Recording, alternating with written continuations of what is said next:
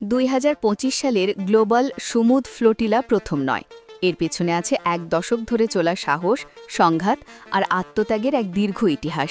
চলুন ফিরে যাই সেই ইতিহাসের পাতায়। সবকিছু শুরু হয় 2008 সালে।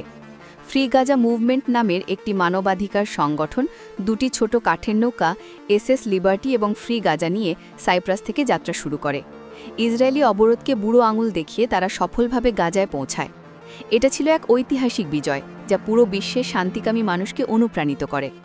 এই সাফল্যের পর তারা আরও কয়েকবার চেষ্টা করে, কিন্তু ইসরায়েলি নৌবাহিনী তাদের পথ আটকাতে শুরু করে। তবে সবচেয়ে ভয়াবহ এবং বিশ্বকে নাড়িয়ে দেওয়া ঘটনাটি ঘটে 2010 সালে। 2010 সালের মে মাসে 6টি জাহাজের এক বিশাল বহর গাজা ফ্রিডম ফ্লোটিলা তুরস্ক থেকে যাত্রা শুরু করে। এই বহরের সবচেয়ে বড় জাহাজ ছিল তুরস্কের মাভি মারমারা। এতে 750 জনেরও বেশি যাত্রী ছিলেন, যাদের মধ্যে ছিলেন বিভিন্ন দেশের এমপি, সাংবাদিক এবং শান্তিতে নোবেলজয়ী ব্যক্তিত্ব। 31 মে আন্তর্জাতিক জলসীমায় থাকতেই ইসরায়েলি কমান্ডোরা হেলিকপ্টার থেকে অতর্কিতে মাভি মারমারা জাহাজে হামলা চালায়।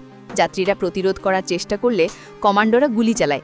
এই নৃশংস হামলায় 10 জন তুর্কি আমেরিকান অ্যাক্টিভিস্ট নিহত এবং বহু মানুষ আহত হন। এই হত্যাকাণ্ডের পর বিশ্বজুড়ে তীব্র প্রতিবাদের ঝড় ওঠে। জাতিসংঘ এই হামলাকে নৃশংস এবং বেআইনি বলে আখ্যা দেয়। তুরস্ক ও ইসরায়েলের মধ্যকার সম্পর্ক তলানিতে গিয়ে ঠেকে। চাপের মুখে ইসরায়েল পরবর্তীতে ক্ষমা চাইতে এবং নিহতদের পরিবারকে ক্ষতিপূরণ দিতে বাধ্য হয়।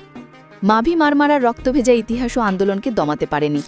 এরপর 2011 থেকে 2018 সাল পর্যন্ত ফ্রিডম ফ্লোটিলা 2, এস্তেল, মারিয়ান সহ আরও অনেক নৌবহর বারবার গাজায় যাওয়ার চেষ্টা করেছে, কিন্তু প্রতিবারই ইসরায়েলি নৌবাহিনী আন্তর্জাতিক জলসীমা থেকে তাদের আটক করে, যাত্রীদের গ্রেপ্তার করে এবং ত্রাণ সামগ্রী জব্দ করে নেয়। এই দীর্ঘ সংগ্রামের ইতিহাস আমাদের কি বলে? এটি কি কেবলই অবরোধ ভাঙার চেষ্টা, নাকি বিশ্ব বিবেককে জাগ্রত করার একটি নীরব আর্তনাদ? আপনার মতামত কি?